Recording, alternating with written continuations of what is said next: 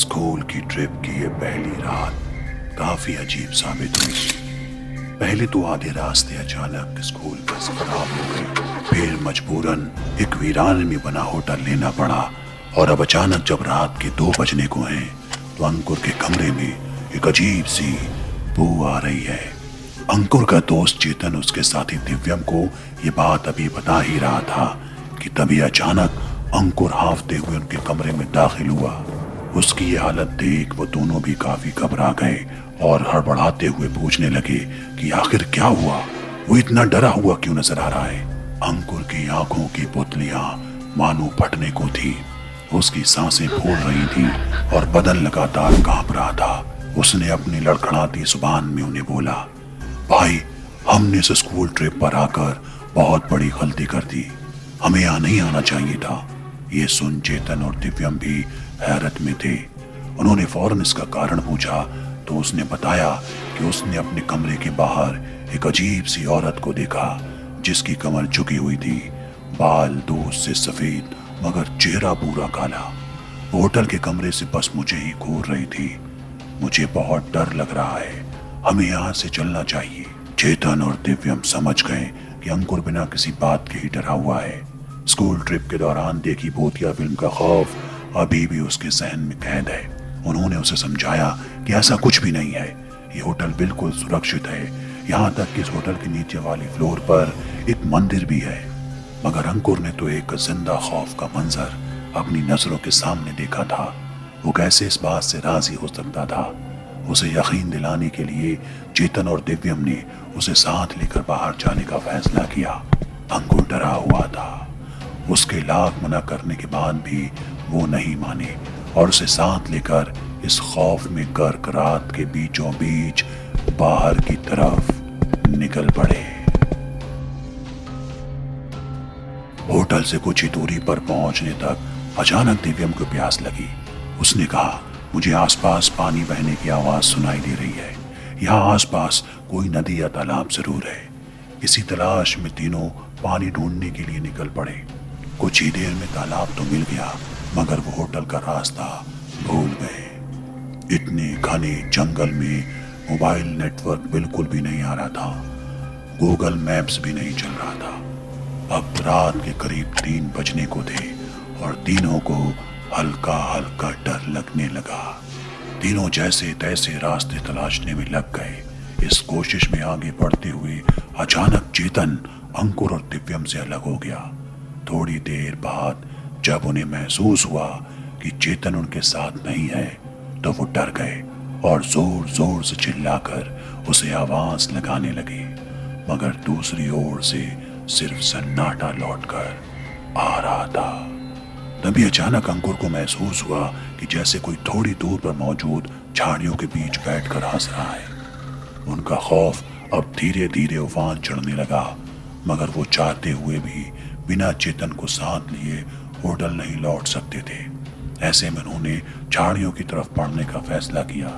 जैसे जैसे वो उसके करीब जाते हंसने की वो आवाज धीरे धीरे और भी तेज होती जाती।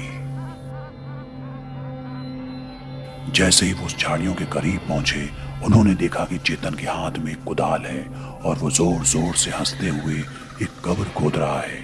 ये देख अंकुर जोर से चिल्लाया, ये क्या कर रहे हो चेतन, इधर आओ। इसी के साथ दिव्यम उसे लेने के लिए आगे बढ़ा। तभी अचानक चेतन ने पलटकर गुस्से से गुर्राते हुए उन्हें घूरा। उसकी नजरें बेहद डरावनी थी, इस कदर मानो वो बस उनके मांस को नोचने दौड़ रही थी। अंकुर पहले ही उस बुढ़िया को देखकर पूरी तरह खौफ में था मगर अब ये मंजर उसे और भी पागल कर रहा था। तभी दिव्यम ने होश संभाला और चेतन पर चिल्लाया, क्या हो गया चेतन, होश में आओ। अभी दिव्यम ने अपनी बात पूरी ही की थी कि अचानक चेतन की आंखें चमकने लगी। सुर्ख रंग और मुंह से निकलती अजीबोगरीब आवाज के साथ उसने अंकुर की तरफ इशारा किया मानो वो अंकुर से कुछ कहना चाह रहा हो मगर दिव्यम और अंकुर कुछ समझ नहीं पा रहे थे। तभी दिव्यम को लगा कि हो ना हो जो कुछ भी चेतन पर हावी है उसका अगला शिकार अंकुर हो सकता है।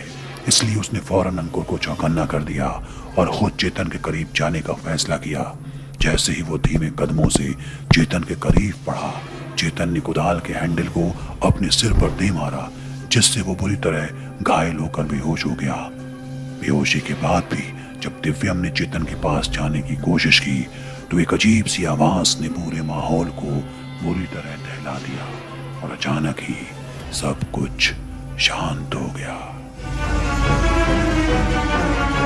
अंकुर और दिव्यम समझ गए कि शायद अब उनका दोस्त उनके साथ इस दुनिया में नहीं रहा। दोनों बुरी तरह डर कर रोने लगे।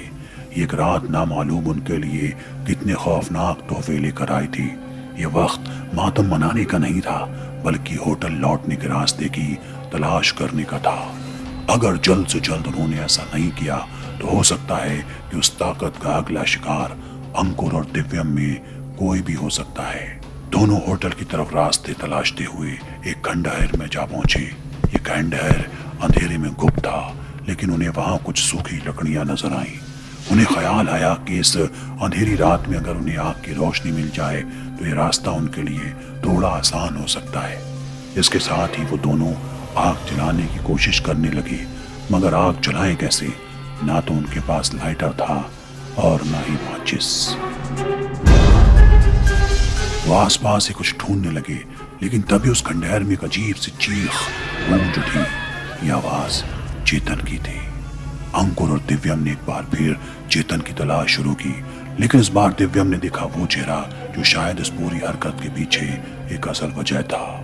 दिव्यम के सामने थी वो ही बूढ़ी औरत जिसका जिक्र अंकुर ने किया था। वो ही अजीब सी बूढ़ी औरत, झुकी कमर, दूध से सफेद बाल और चेहरा पूरा काला। वो दिव्यम को बस घूरे जा रही थी। तभी पीछे से अंकुर आया। दिव्यम फौरन अंकुर की तरफ भागा और उसे साथ में लेकर भागने लगा।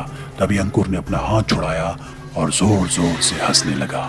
ये देख दिव्यम हैरत में पड़ गया और देखते ही देखते वो उस बूढ़ी औरत की शक्ल में तब्दील हो गया। दिव्यम डरा हुआ था। वो समझ नहीं पाया कि क्या हो रहा है, लेकिन वो इतना समझ गया था ये जो कुछ भी अब तक हुआ है उसके पीछे की असल वजह अंकुर था। उनका जंगल में इतनी रात आना, चेतन का गायब होना, ये अंकुर की ही हरकत थी। दिव्यम ने भागने की कोशिश की, लेकिन उस औरत ने उसके सिर पर झपट्टा मारा और उसे मौत के घाट उतार दिया। अगली सुबह पुलिस ने जंगलों से सिर्फ एक लाश बरामद की। ये लाश थी दिव्यम की। वहीं पुलिस को चेतन बेहोश हालात में पड़ा मिला। जब 2 दिन तक अस्पताल में बेसुध पड़े रहने के बाद इस पूरी वारदात से जुड़ी पूछताछ की गई तो उसने बताया कि किस तरह आधी रात को वो तीनों बाहर निकले और थोड़ी देर बाद उसे समझ आया कि उनके साथ अंकुर नहीं बल्कि वही इलाके की चुड़ैल है। फिर जब वो उस पर हावी हुई तो उसने खुद को कुदाल मार दी, जिससे वो बेहोश हो गया। शायद उन्हें लगा चेतन की मौत हो गई, इसलिए वो उसे छोड़कर आगे बढ़ गए, इसलिए वो जिंदा बच गया। जब पुलिस ने पूरे मामले में अंकुर का मामला जाना तो फौरन उसके घर में इसकी इत्तला की गई, जहां पता चला कि अंकुर की मौत 2 दिन पहले ही हो गई थी। वो आपत्तिजनक हालत में कमरे के पंखे से लटका पाया गया था। इसी बीच होटल के स्टाफ ने भी खुलासा किया कि हरकत उसी चुड़ैल की है जो इस इलाके के जंगलों में अक्सर भटके राहगीरों के खून से अपनी सालों की प्यास बुझाती है। वो जानती थी कि बच्चों की ट्रिप आने वाली है, इसलिए उसने अंकुर बनने का ये बुरा खेल रचा। मगर वो चुड़ैल कौन थी और उन जंगलों में क्यों थी, इसका खुलासा कोई नहीं कर पाया।